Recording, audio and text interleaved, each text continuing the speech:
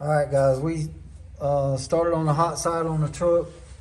You can see that we got the motor and the headers back down in it. And just to show y'all some of what we're doing, we got V-bands here, all stainless exhaust. And got it running through here. Got both sides started. Looking good so far. But at 90 right there, guys, is going to turn up and go to the bed of the truck. And that's where the turbo is going to sit on that flange right there, the T6 flange. And then that Y right there is going to join the two pipes together. So it's coming along. We got it started though, guys. We got it.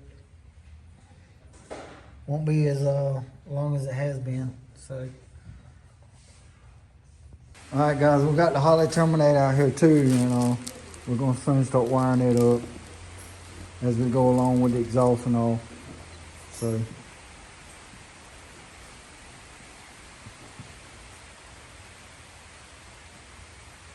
well, I think we're gonna try to and run this intake to begin with, to get the truck set up and stuff, and I'm gonna put a set of injectors in it, Boss 210s, and just run this intake for now until I can get another one.